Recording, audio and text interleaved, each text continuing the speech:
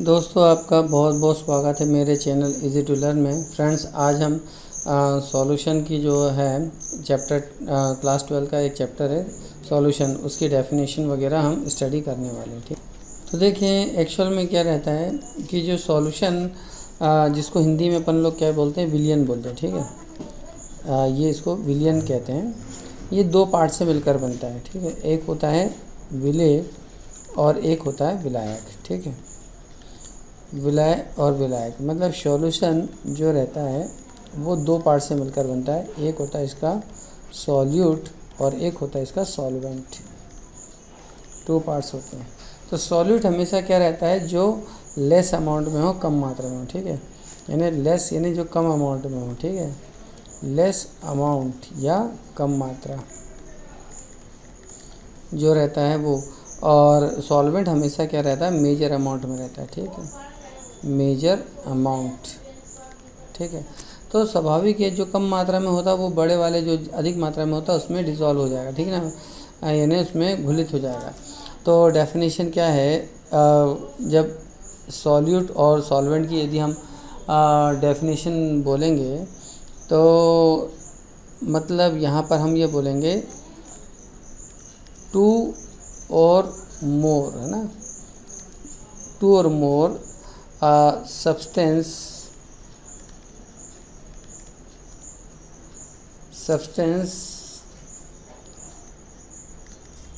by mixing each other या mixing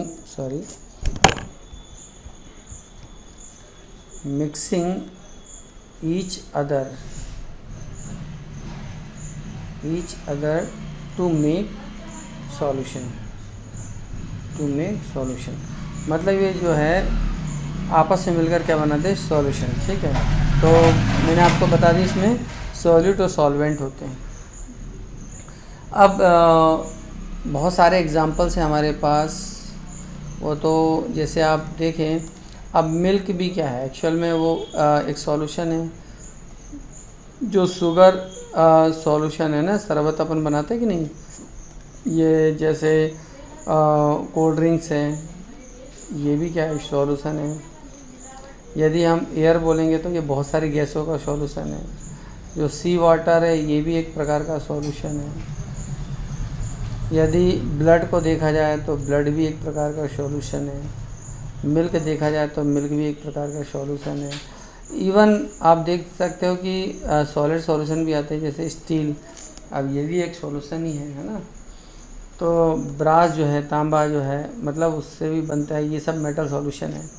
चलिए, ये तो मैंने आपको बताया। अब इसमें कुछ टर्म्स हमें पढ़ने वाले फ्रेंड्स। जैसे सबसे पहले आप पढ़ेंगे इसमें कंसंट्रेशन क्या है।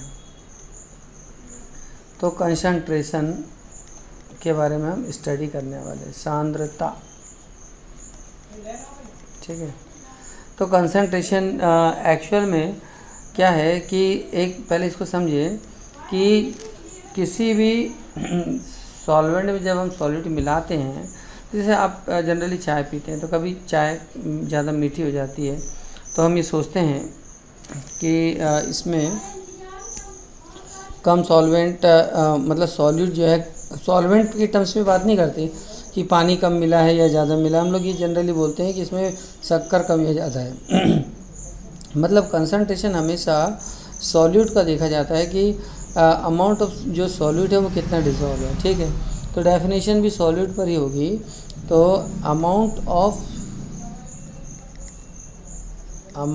ऑफ सॉल्यूट, ठीक है, याद रखना, अमाउंट ऑफ सॉल्यूट डिसॉल्व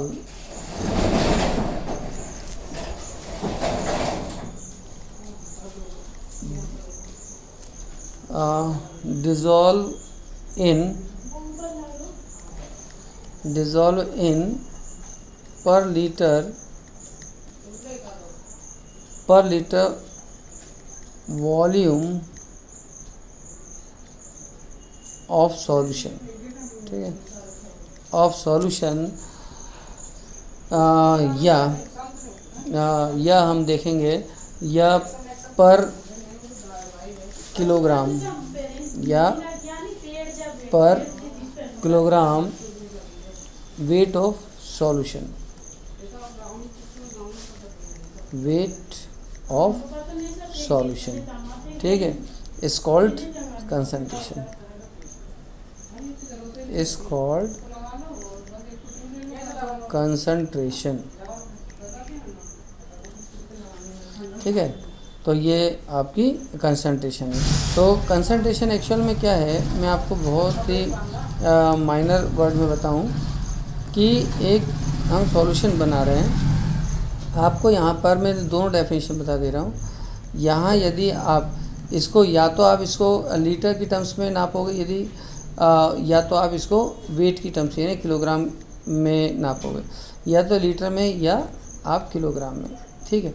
तो इसमें जो सॉल्यूट डिज़ोल्व हो रहा है, सॉल्यूट जो है, अब जो भी एक्स हो रहा है, यहाँ पर भी जो सॉल्यूट आप मिला रहे हैं ये सॉल्यूट, तो ये यहाँ पर जो भी आप सॉल्यूट, तो अमाउंट ऑफ सॉल्यूट जो हम मिला रहे हैं यहाँ पर, ये जो सॉल्यूट है, amount of solute dissolve in per litre, ध्यान देना, पर लीटर वॉल्यूम ऑफ सॉल्यूशन या पर किलोग्राम वेट ऑफ सॉल्यूशन, ठीक है।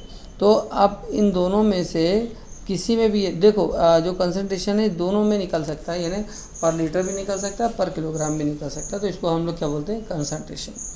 तो एक चीज़ तो ये क्लियर हो गई कि जो कंसंट्रेशन होता है वो दो टर्म्स में होता है, ठीक है। आप इसको याद रखें कि जो कंसंट्रेशन होता है यानी सांद्रता जो होती है वो हमेशा दो टर्म्स में मेज़र की जाती है। एक आप ये समझे, एक जो होता है वो होता है टेम्परेचर डिपेंडेंट, ठीक है, टेम्परेचर डिपेंडेंट,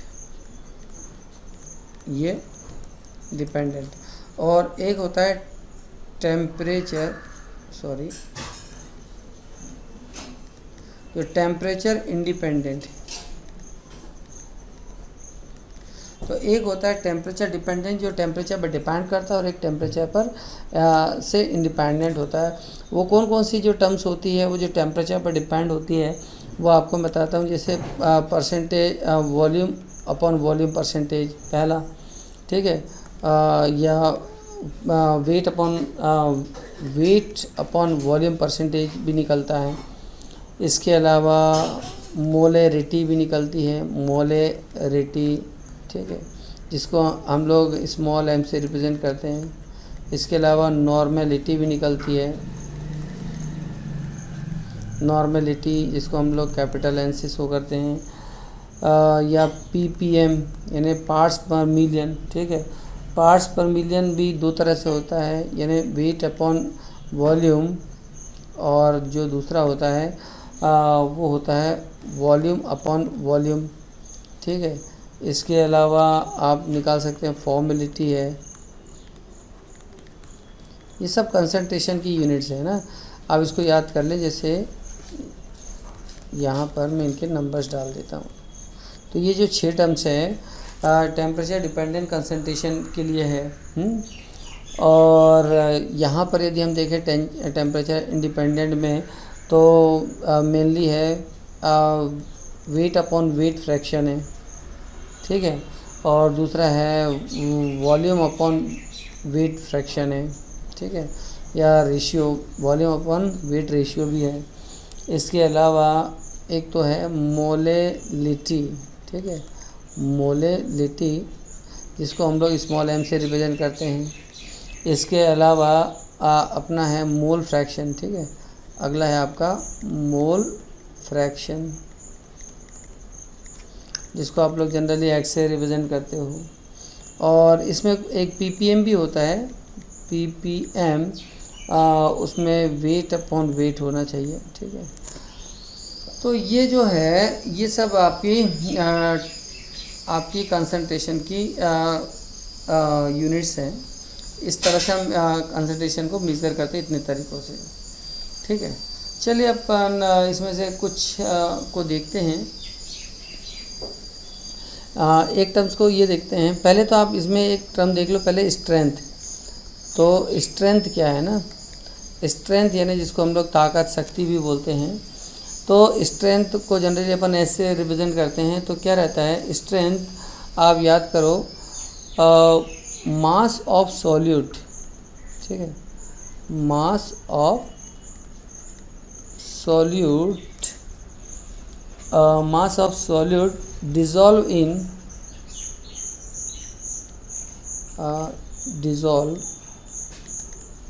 in पर लीटर ऑफ वॉल्यूम, ठीक है, पर लीटर वॉल्यूम,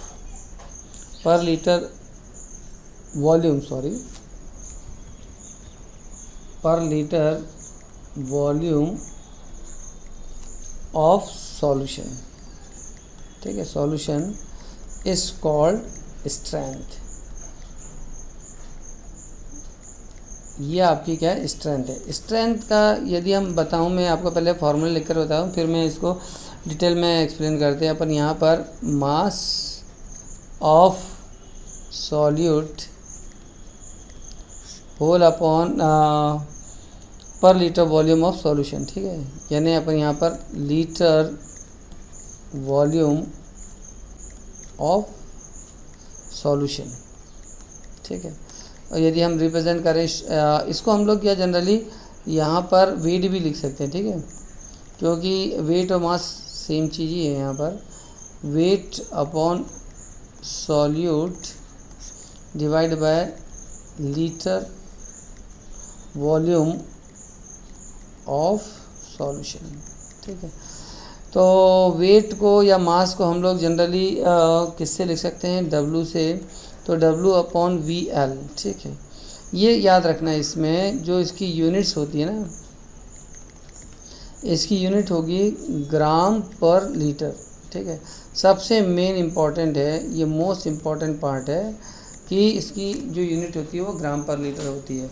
तो देखो, मास अपन सॉल्यूट मतलब है कि आपने 1 लीटर में कितना मास डिज़ोल्व किए हो, वो सब क्या कहलाता है, इसमें स्ट्रेंथ कहलाता है। तो स्ट्रेंथ भी है, देखो पर लीटर यदि निकालने की बारी आती है तो भी वो या स्ट्रेंथ यही निकलेगी, ठीक है,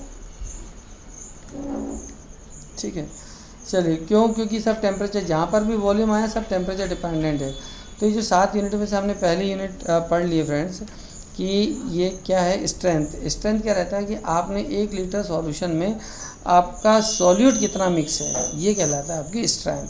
चाहे वो उसका मास चाहे ग्राम में देख लो, लेकिन ये इतना याद रखोगे कि ये ग्राम पर लीटर ही निकलता है, ठीक है।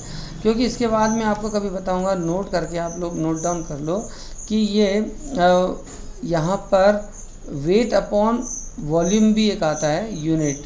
तो वेट अपॉन वॉल्यूम नहीं, क्योंकि वेट अपॉन वॉल्यूम में क्या रहता है, ग्राम पर मिलीलीटर होता है ये, ठीक है। लेकिन स्ट्रेंथ जो रहती है वो हमेशा ग्राम पर लीटर निकाली जाती है, ठीक। तो वेट अपॉन वॉल्यूम जो रहता है वो ग्राम पर मिलीलीटर। चलिए, अब हम अगली जो यूनिट देखते हैं, सेकंड यूनिट है, वो है मोलेरिटी, ठीक है। मोलेरिटी, इसको हम लोग जनरली स्मॉल m से रिप्रेजेंट करते हैं। डेफिनेशन बहुत सिंपल है फ्रेंड्स, याद करें। यहाँ पर जो मैंने अभी आपको स्ट्रेंथ की डेफिनेशन बताया था, मास अपन, यहाँ पर केवल एक वर्ड बदलेगा, मोल, ठीक है, बाकी सब कुछ सेम रहेगा। तो यहाँ पर क्या रहेगा, moles of solute, moles of क्या आ जाएगा यहाँ पर, solute in per litre volume of, per litre volume of solution. Solution is called molarity, ठीक है, मोलेरिटी ऑफ सॉल्यूशन, ठीक है। इसको अपन लोग क्या है, मोलेरिटी ऑफ सॉल्यूशन कहते हैं। और इसको जनरली रिप्रेजेंट करते हैं, रिप्रेजेंट बाय स्मॉल m। तो फॉर्मूला क्या होगा, मोलेरिटी इज इक्वल टू, यहाँ पर क्या होगा, मोल्स ऑफ सॉल्वेंट, ठीक है, moles of solvent divided by litre volume of solution, ठीक है। यानी यहाँ पर लीटर वॉल्यूम ऑफ सॉल्यूशन होना चाहिए। और चूँकि आप यदि मान लेते हैं, सपोज परसेंटेज में निकाले तो मल्टीप्लाई बाय 100% हो सकता है। मोल को अपन जनरली किससे शो करते हैं, n से, और लीटर वॉल्यूम को किससे शो करते हैं, VL से, ये थिंग। अब मोल्स वैसे निकालने का फॉर्मूला क्या है, मोल्स निकालने का जनरली फार्मूला क्या है, आप ये याद करें, सिंस इसको अलग से याद करें तो ये क्या है, weight of solute divided by molar mass, ठीक है, इन मोलर मास ऑफ सॉल्यूट, ठीक है। मतलब इसका जो वेट अपॉन मोलर मास ये होता है, या इसकी जगह हम लोग यहाँ पर mass upon solute, mass of solute divide by भी आप लिख सकते हैं मोलर मास, ठीक है, वो एक ही बात है, मोलर मास ऑफ सॉल्यूट, ये दोनों ही पॉसिबल है। तो हम लोग क्या लिख सकते हैं, वेट को लिख सकते हैं W और मोलर मास को हम लिख सकते हैं M या कैपिटल M भी लिख सकते हैं, ठीक है, ये इसका फार्मूला है। और यदि मोलरिटी को, ये दोनों फार्मूले, यदि अब हम मोलरिटी को लिखें तो molarity small m equal to क्या हो जाएगा, N अपॉन VL होता है, तो N की जगह क्या होगा, W upon molar mass multiply by VL, ठीक है।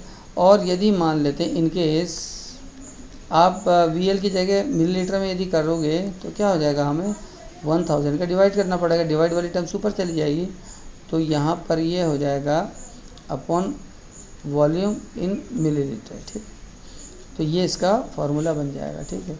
अच्छा, रिलेशन यदि हम निकालें मोलरिटी में और इसमें, इन दोनों में, तो आप ये याद कर लो अलग से, relation between M and S, यानी मोलरिटी, और सॉरी ये सब कैपिटल M से होगा, ये एक बात ध्यान देना यहाँ पर, आई एम सॉरी, ये जो मोलरिटी है वो किससे रिप्रेजेंट होती है, कैपिटल M से, प्लीज़ कीप इन माइंड, यहाँ पर भी कैपिटल M। चलिए, यदि हम इसमें रिलेशन निकालना चाहें तो रिलेशन बहुत इजीली है। तो अभी हमारा क्या था, कैपिटल M इजिकल टू, हमने जो फार्मूला निकाले वो आप बताओ, W मल्टीप्लाई कितना था, 1000 divide by molar mass upon क्या है, वॉल्यूम इन ml, ठीक है। और यदि हम इसको किस में, लीटर में शो करेंगे तो W upon molar mass multiply V millilitre, ठीक है। अब क्या कर सकते हैं हम इसमें कि हमें पता है ये किसकी है, मोलरिटी की, यानी कैपिटल M है, और हमें पता है स्ट्रेंथ बराबर से क्या होता है, स्ट्रेंथ बराबर से होता है वेट अपॉन लीटर वॉल्यूम। तो यदि इसकी वैल्यू रख दें तो क्या होगा, इस पूरे की जगह यहाँ पर तो स्ट्रेंथ आ जाएगी, तो स्ट्रेंथ अपॉन क्या आएगा, मोलर मास, मतलब स्ट्रेंथ इजिकल टू क्या होगा, molarity multiply by molar mass, ये इसका रिलेशन निकल जाएगा, ठीक है। तो फ्रेंड्स, ये हमारा छोटा सा वीडियो था, और आगे की जो टर्म्स है वो मैं नेक्स्ट वीडियो में बताऊंगा। जो पहली बार जुड़े इसको सब्सक्राइब कर लें, शेयर करें दोस्तों के साथ। Thank you very much for watching this video.